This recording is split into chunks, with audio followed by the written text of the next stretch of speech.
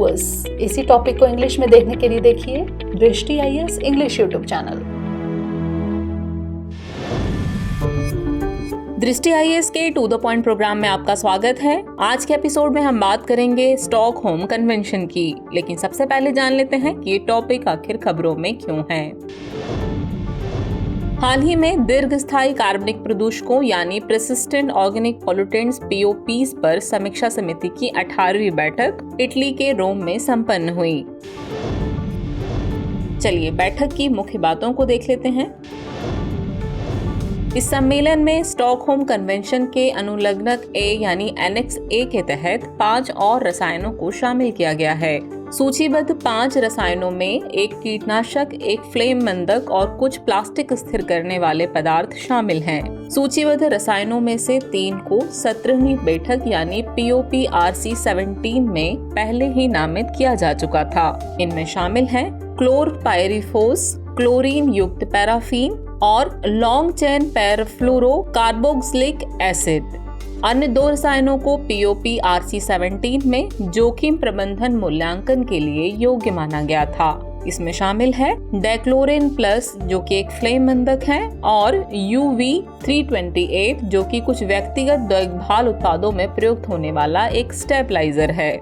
इसका उद्देश्य Stockholm convention के एनेक्स ए जो कि उन्मूलन से संबंधित है, एनेक्स बी जो कि प्रतिबंध से संबंधित है या एनेक्स सी जो कि अनापेक्षित रिलीज से संबंधित है में रसायनों को सूचीबद्ध करना है। क्लोरपाइरिफोस को POP के रूप में सूचीबद्ध करने हेतु संयुक्त राष्ट्र पर्यावरण कार्यक्रम यानी UNEP के प्रस्ताव का भारत ने विरोध किया था। हालांकि क्लोरपाइरिफोस को लगातार जैविक प्रदूषकों के रूप में नामांकित किया गया। क्लोरपाइरिफोस को कीटनाशक अधिनियम 1968 के तहत पंजीकृत किया गया है।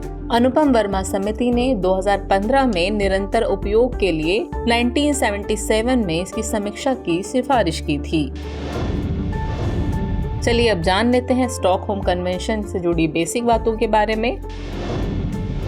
तो यह स्थायी कार्बनिक प्रदूषकों यानी POPs से निपटने के लिए एक अंतर्राष्ट्रीय पर्यावरण संधि है। यह खतरनाक रसायनों से मानव स्वास्थ्य और पर्यावरण को बचाने का प्रयास करती है।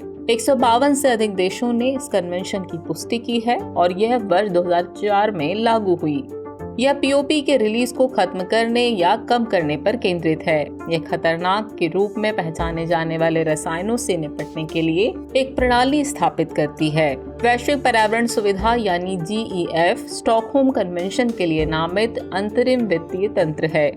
इस संधि का लक्ष्य है: पहला, POP के उत्पादन और उपयोग को खत्म करना या प्रतिबंधित करना। दूसरा, POP मुक्त भविष्य के लिए मिलकर काम करना। चलिए जानते हैं कन्वेंशन में भारत की भागीदारी अब तक कैसी रही है। भारत ने 2006 में स्टॉकहोम कन्वेंशन की पुष्टि की थी। पर्यावरण, वन एवं जलवायु परिवर्तन मंत्रालय ने 2018 में दीर्घकालिक जैविक प्रदूषकों के विनियमन को अधिसूचित किया था। यह पर्यावरण संरक्षण अधिनियम 1986 के प्रावधानों के तहत था।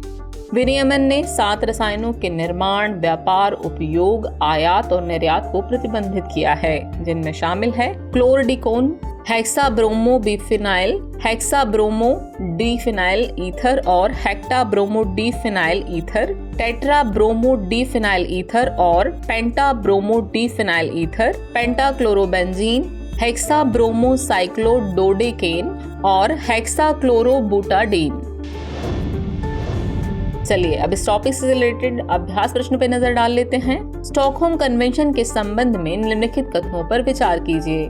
कथन 1 है, यह स्थायी कार्बनिक प्रदूषकों यानी POP से निपटने के लिए एक अंतर्राष्ट्रीय पर्यावरण संधि है। कथन 2 है, वैश्विक पर्यावरण सुविधा यानी GEF स्टॉकहोम कन्वेंशन के लिए नामित अंतरिम वित्तीय तंत्र है। उपर्युक्त में से कौन सा या कौन से कथन सही है या फिर है केवल 1, केवल 2, 1 और 2 दोनों और न तो 1 न ही 2। तो व्यूअर्स इस प्रश्न का जवाब कमेंट बॉक्स में देना न भूलें। जल्द ही मिलते हैं नए एपिसोड में नए टॉपिक के साथ। तब तक के लिए शुक्रिया।